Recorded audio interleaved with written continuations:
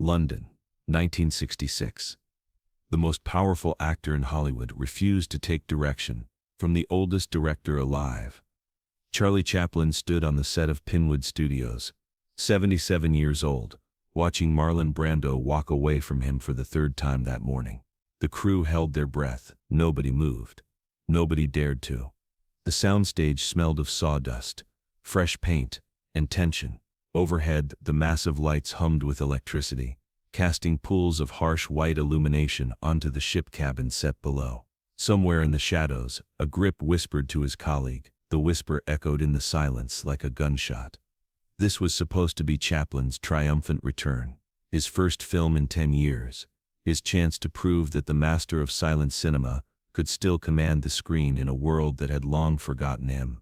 But Marlon Brando had other plans. The trouble had started months earlier, long before the cameras rolled. When Chaplin first announced a Countess from Hong Kong, the industry laughed.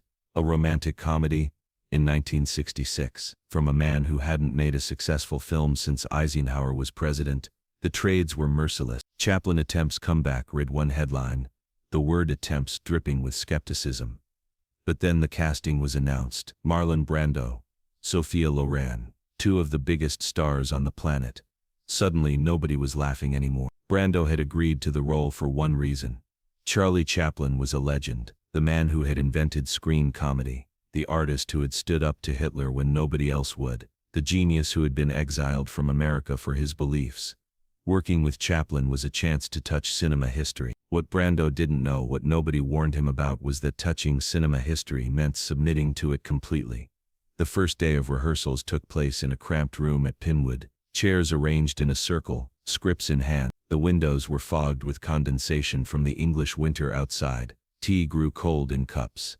And Charlie Chaplin did something that shocked everyone in the room. He acted out every single part himself. Not just Brando's role, not just Loren's role, every role. The butler, the maid, the ship's captain. He became each character, showing exactly how each line should be delivered, exactly how each gesture should be made, exactly where each actor should stand, sit, breathe. The crew watched in amazement. Here was a 77-year-old man moving with the grace of a dancer, switching between characters like a one-man theater company. His body, weathered by age, somehow became fluid, young, impossibly expressive.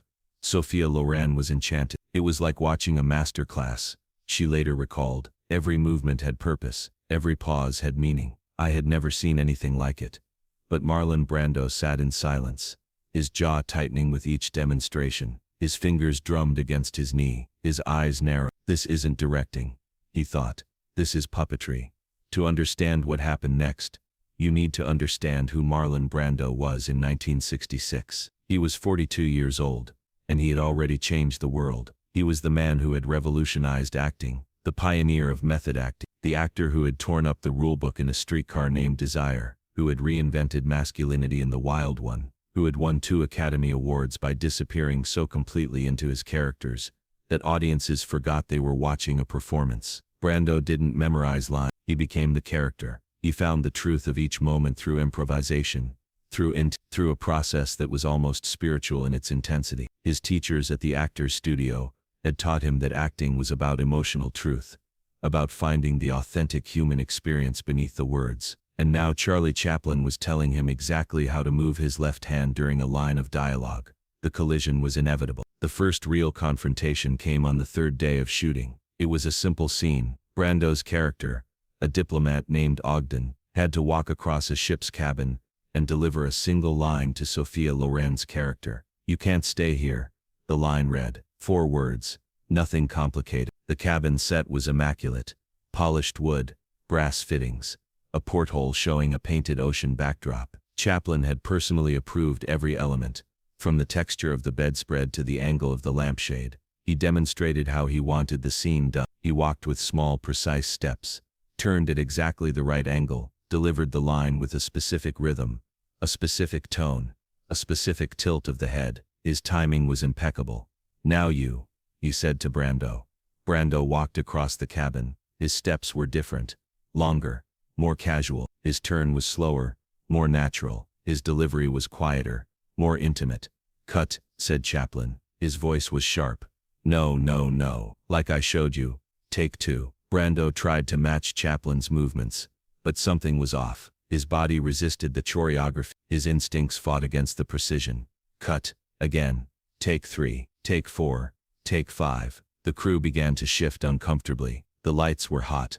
Unbearably hot. Sweat trickled down the cameraman's forehead. The cabin set felt increasingly claustrophobic, and the tension between the two men was becoming unbearable, filling the air like humidity before a storm. On the sixth take, Brando stopped mid-scene. "Charlie," he said, and the use of the first name made several crew members wince. "I don't understand why I need to turn at that exact moment." Chaplin's eyes narrowed. In 6 decades of filmmaking, no actor had ever questioned his direction. Not publicly, not on set, not like this. "Because that's how the scene works," Chaplin replied. His voice was calm, but there was steel beneath it. "But my character wouldn't turn like that." Ogden is relaxed. He's confident. He wouldn't make such a theatrical gesture.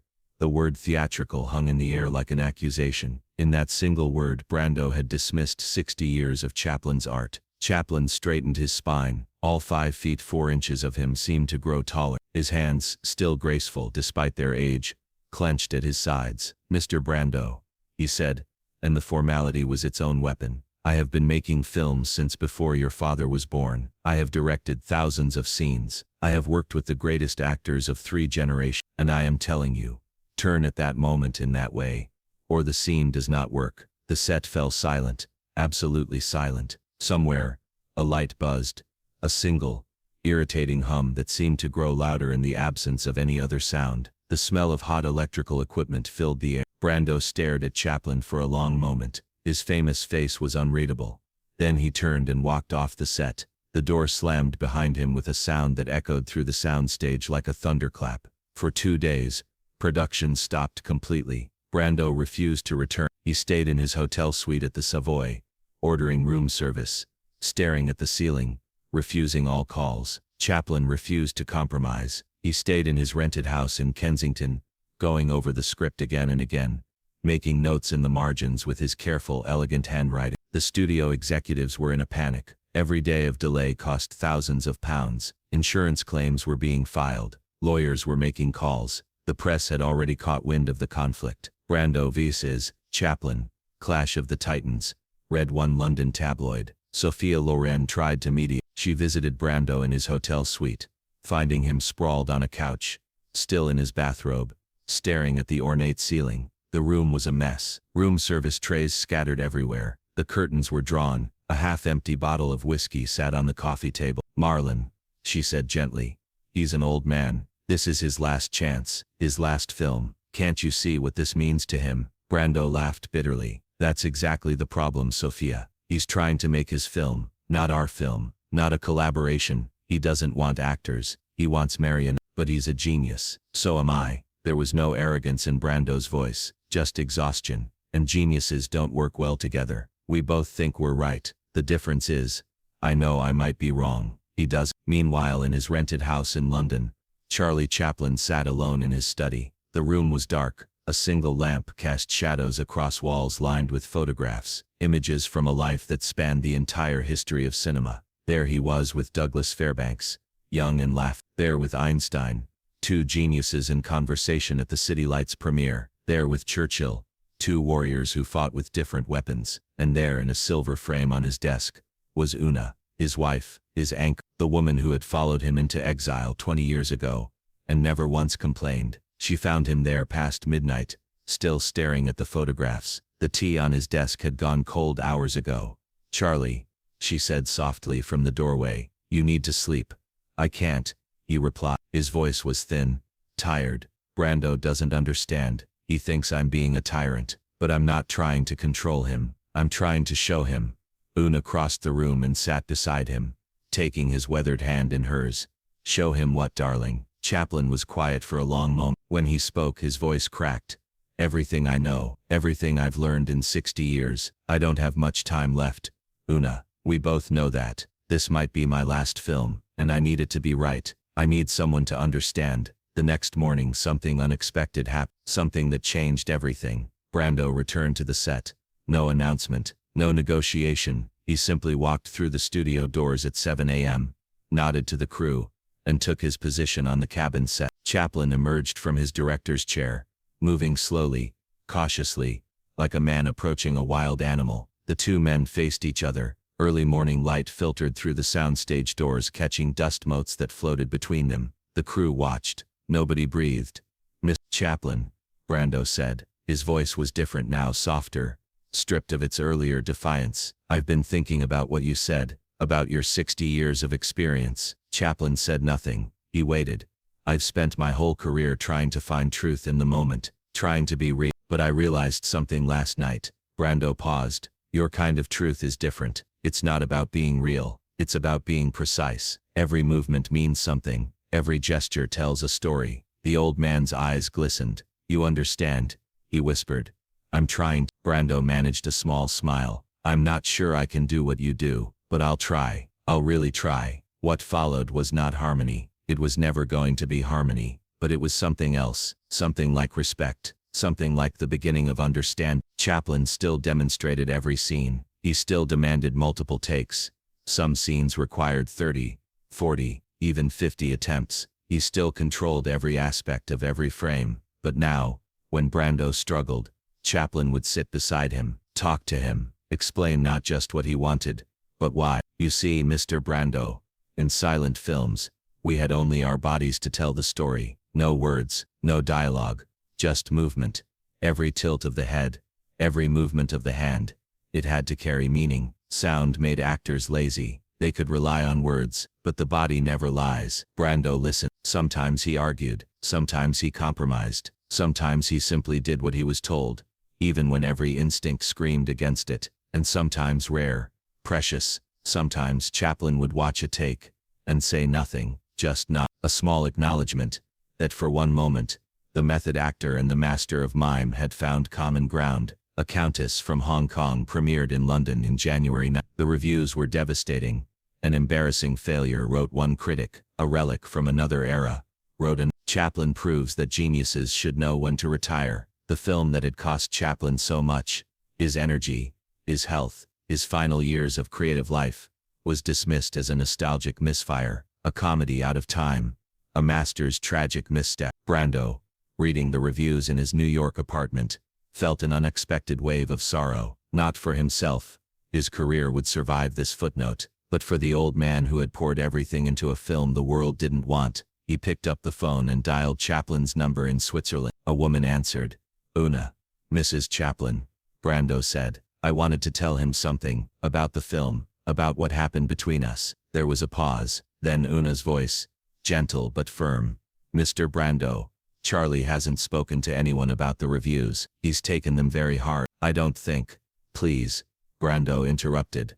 "Just tell him one thing. Tell him that working with him was the hardest thing I've ever done as an actor, and tell him I understand now, what he was trying to teach me. I understand." Years later, Brando would say something about Chaplin that nobody expected.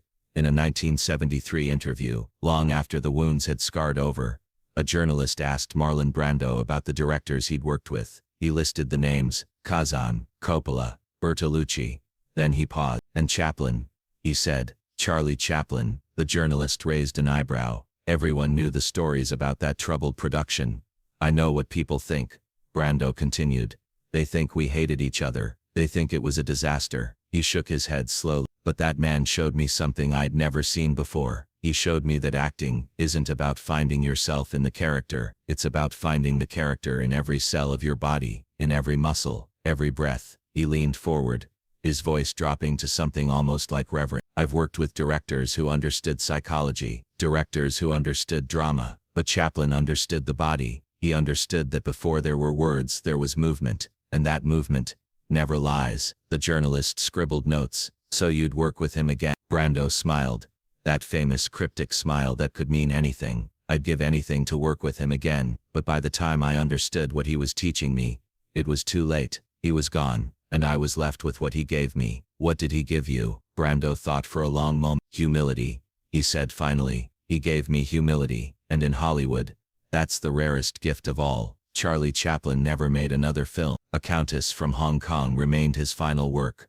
A flawed, strange, beautiful artifact of a collision between two worlds, two generations, two visions of what cinema could be. He spent his remaining years at Manoir de Ben, his estate, overlooking Lake Geneva. He watched his children grow. He sat in his garden in the Swiss sunshine, far from Hollywood, far from the country that had exiled him. He died on Christmas Day 1977 at home in his sleep. He was 88 years old. The world mourned the loss of the little tramp, the genius who had made them laugh and cry and think. But in a New York apartment, Marlon Brando mourned something else. He mourned the lessons he'd learned too late, the arguments he wished he could take back, the moments when pride had prevented him from simply listening to a master. He mourned the 8 takes it had taken to walk across a cab, and he understood finally why Chaplin had demanded such precision, not because he was a tyrant, not because he was old and inflexible, but because he knew in his bones, in his blood, in every cell of his aging body, that details matter, that every gesture carries meaning, that in a world drowning in noise, the smallest movements can speak the loudest truths. On a film set in London, 1966, two geniuses went to war. One was fighting for control, the other was fighting for legacy, and in the end, they both won, and both lost, in ways neither could have imagined.